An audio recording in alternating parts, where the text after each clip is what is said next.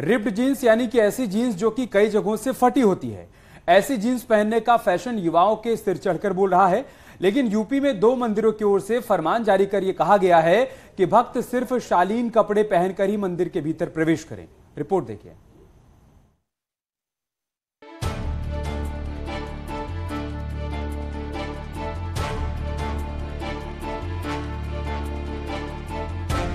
क्या मंदिर में इस तरह की जीन्स पहनकर जाना ठीक है?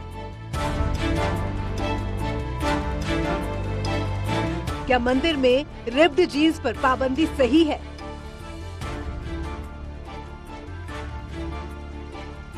क्या मंदिर में कटे फटे कपड़े पहनने पर रोक लगनी चाहिए? ये सवाल इसीलिए क्योंकि अलीगढ़ के सबसे पुराने मंदिरों में से एक ऐतिहासिक हनुमान मंदिर में गाइडलाइंस जारी की गई हैं और कहा गया है कि मंदिर में छोटे कपड़े और कटी फटी जीन्स पहनकर भक्त दर्शन नहीं कर पाएंगे। ऐसी कटी फटी जीन्स पहनकर मंदिर के अंदर जाने पर पाबंदी लगा दी गई है। पिछले कुछ वक्त से यहाँ ये मांग उठ रही थी कि मंदिर में सिर्फ उन्हीं भक्तों को आने दिया जाए जो शालीन कपड़े पहनकर आते हैं, क्योंकि मंदिरों में ऐसे लड़के लड़कियों की संख्या बढ़ने लगी है जो इस तरह की रिप्ड जीन्स यानी कि फटी हुई जीन्स पहनकर दर्शनों के लिए आ रहे थे। लिहाजा महंत योगी कौशलनाथ की तरफ से गाइडलाइन जारी की गई है, जिसमें कहा गया है कि मंदिर में ऐसे कटे फटे कपड़े पहनकर न आए। कुछ प्रचलन चल गया है लड़कों में, वो छोटे छोटे हाफ नेकर पहन के या कटी फटी जीन्स पहन के मंदिरों में प्रवेश करते हैं। तो मैं थोड़ा ये लिखवाया कि ड्रेस कोड के साथ आएँ। कम से कम जब हम शादियों में शादी पार्टी वाले कपड़े पहन के जा सकते हैं, शोक संवेदना में उसी प्रकार के कपड़े पहन के जा सकते हैं, तो सर्वशक्तिमान ईश्वर से मिलने भी उन्हीं के अनुसार के कपड़े पहन के जाना चाहिए। और ये हम सोच रहे हैं कि हमें लोगों का सहयोग मिलना चाहिए और हम अपने संस्कार आगे आने वाली पीढ़ी को कैसे सिखाएंगे, यहीं से शुरुआत करनी चाहिए। वहीं दूसरी तरफ कुछ भक्तों का भी मानना है कि मंदिर प्रशासन का फैसला बिल्कुल सही है। मंदिर में सिर्फ शालीन कपड़े पहनने वालों को ही एंट्री दी जानी चाहिए। मंदिर में भगवान में भक्ति भाव से आने वाले भक्तों को ही एंट्री दी जानी चाहिए। ये पोस्टर अच्छे लगाए हैं। इस पर हम लोगों को, हिंदुओं को इस चीज का स्मरण करना चाहिए कि हम सही ढंग के कपड़े पहनकर मंदिर में प्रवेश करें। ये कटे फटे चलने फैशन में वो कपड़े अच्छे नहीं है। वो आप बाजार में पहनिए, कहीं पहनिए। अलीगढ़ में हजारों साल पुराने इस हनुमान जी के मंदिर में मुस्लिमों की एंट्री पर भी रोक लगा दी गई है। हाल ही में यमकेश्वर मंदिर में कुछ मुसलमानों की एंट्री की वजह से मंदिर के महंत ने ऐलान किया है, यानी कि अब मंदिर में सिर्फ हिंदू भक्त ही दर्शन कर पाएंगे। मुसलमानों के लिए मंदिर में एंट्री की पाबंदी रहेगी। इस तरह 2 तरह की गाइडलाइन जारी की गई है, एक कपड़ों को लेकर और दूसरा मुसलमानों की एंट्री को लेकर।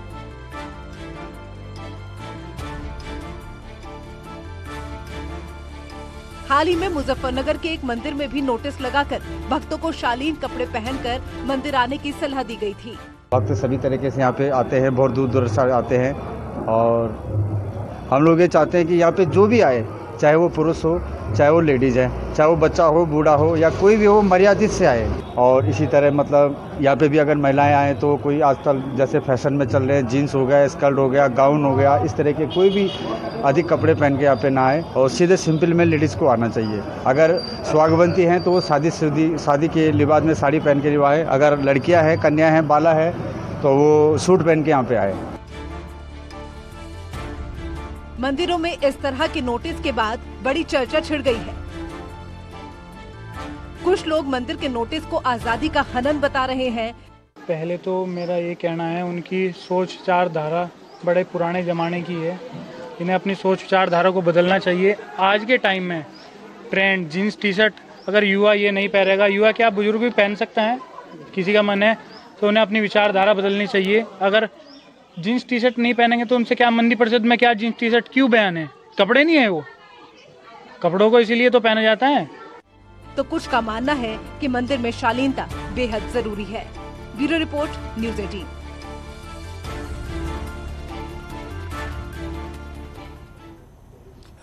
माफिया अतीक अहमद और अशरफ हत्याकांड की जांच कर रही एसआईटी जल्द ही चार्जशीट दाखिल करने की तैयारी कर रही है। दरअसल एफएसएल रिपोर्ट का सिर्फ एसआईटी को इंतजार है। एफएसएल रिपोर्ट आने के बाद चार्जशीट दाखिल कर दी जाएगी। हालांकि कोर्ट से एसआईटी इस बात की भी इजाजत मांगने की तैयारी कर रही है कि अगर इस मामले में विवेचना में कोई नए तथ्य आते हैं तो बाद में सप्लीमेंट्री चार्जशीट भी दाखिल की जा सके।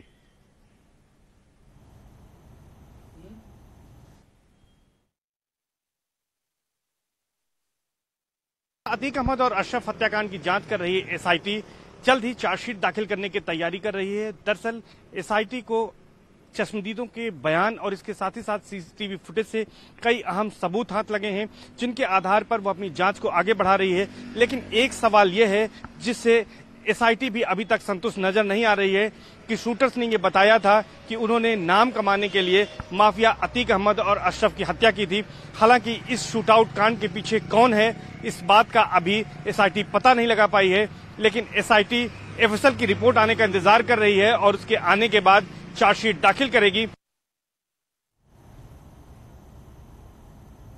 बागेश्वर बाबा का 5 दिवसीय हनुमंत कथावाचन समाप्त हो गया, लेकिन पहली बार बिहार की धरती पर पधारे पंडित धीरेन्द्र कृष्ण शास्त्री यानी कि बागेश्वर बाबा को बिहार के प्रति काफी प्रेम देखने को मिला है।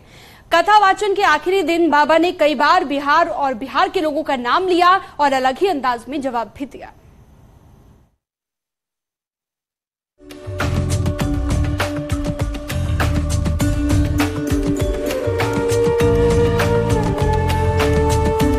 हमारा जो संकल्प है वो भी अब बिहार से ही पूर्ण होता दिखाई पड़ रहा है। बागेश्वर बाबा ने 5 दिनों तक पटना के तरेत पाली गांव में हनुमंत कथा की, दिव्य दरबार लगाया। बाबा के कार्यक्रम में भक्तों का सैलाब उमड़ पड़ा। अपने 5 दिनों के पटना प्रवास के दौरान जितनी श्रद्धा लोगों को बाबा में दिखी, उतनी ही श्रद्धा बाबा में भी बिहार के प्रति देखने को मिली। तभी बाबा बिहार में अपनी आत्मा बसने की बात कहते हैं। आप सब हमारी आत्मा हो, जब तक हमारे तन में प्राण रहेंगे तब तक हम बिहार आते रहेंगे। बाबा के आने के बाद से ही सियासत भी खूब हुई। कुछ असामाजिक तत्वों ने बाबा के पोस्टर तक फाड़ डाले, पोस्टर पर काली पोत डाली। तो कथा के मंच से बाबा ने ऐसे लोगों को कुछ इस अंदाज में जवाब दिया। पोस्टर फाड़ सकते हो, लेकिन जो बिहार के वासियों के हृदय में बैठे हुए हैं बागेश्वर धाम, उसमें कहां से तुम निकालोगे। बागेश्वर बाबा अक्सर कथा वाचन के दौरान वहां मौजूद श्रद्धालुओं को पागलों कहते हैं। आखिर लोगों को पागल क्यों बाबा कहते हैं, तो उसका मतलब भी बाबा ने आखिरी दिन की कथा के बाद लोगों को समझाया। पागल का मतलब मेंटल नहीं कहलाता है। पागल का मतलब है जो प्रभु को पाकर उनमें गल जाए, उसी का नाम है पागल। बागेश्वर बाबा ने कथा की समाप्ति श्रद्धालुओं को एक शायरी सुनाकर की और इस अंदाज में कहा कि वे जल्द दोबारा बिहार आएंगे। सितारों को आंखों में महफूज रखना, क्योंकि बहुत देर तक रात ही रात होगी। मुसाफिर हो तुम भी, मुसाफिर हैं हम भी।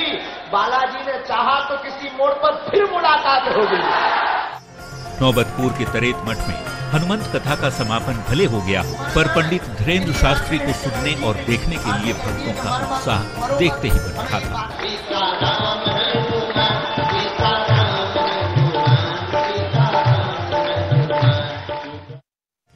बाबा से मिलने मिथिला नगरी सीतामढ़ी से एक भक्त अनोखे अंदाज में कथा स्थल पर पहुंचे। टुनटुन दास जी महाराज नाम के बाबा के भक्त अपने शरीर पर मिट्टी लगाए, हाथों में भगवा झंडा और शंख बजाते कथा स्थल तक पहुंचे। कुछ ऐसी ही तस्वीरें भावुक करने वाली भी देखने को मिली। न्यूज़ 18 के लिए पटना से विनीता मिश्रा के साथ यूरो।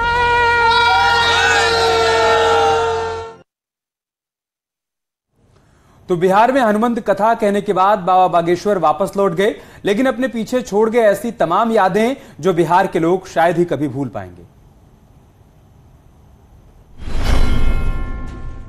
13 मई 2023 बिहार में बागेश्वर बाबा का पहला दिन।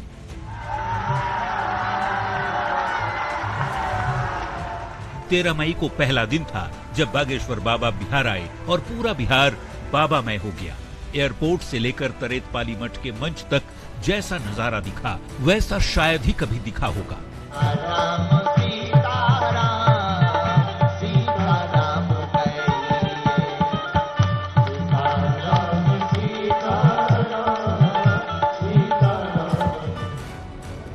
दूसरे दिन तो बाबा का सुरूर बिहार के लोगों के सिर चढ़कर बोलने लगा। ऐसा लगा जैसे पंडाल में जन समुद्र उमड़ पड़ा हो। कोई हादसा ना हो इसलिए बाबा को समय से पहले ही कथा समाप्त करनी पड़ी। जितने लोग बिहार में हैं,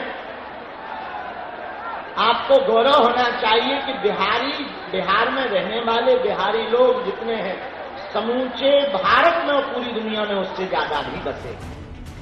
दूसरे दिन उमड़ी भक्तों की भीड़ को देखते हुए तीसरे दिन की कथा पर भी संशय दिखा। दिव्य दरबार की तो बात ही छोड़िए, लेकिन भक्तों का अपार प्यार बाबा को मंच तक खींच लाया। बाबा ने हनुमंत कथा भी कही और दिव्य दरबार भी लगा दिया। झटका बन के अकड़ जाता है, पूरे शरीर में उसे दिक्कत हो जाती है, पूर्ण आराम ध्यान से लगेगा, डॉक्टरी सलाह बंद नहीं करना है।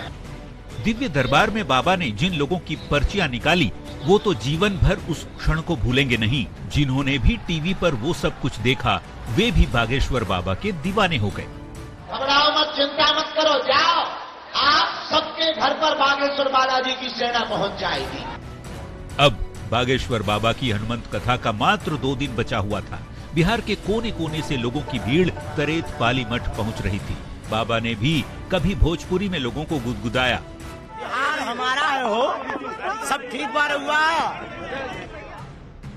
तो दूसरी ओर बिहार से हिंदू राष्ट्र का सपना साकार करने की बात कहकर बिहार की सियासत में हलचल मचा दी।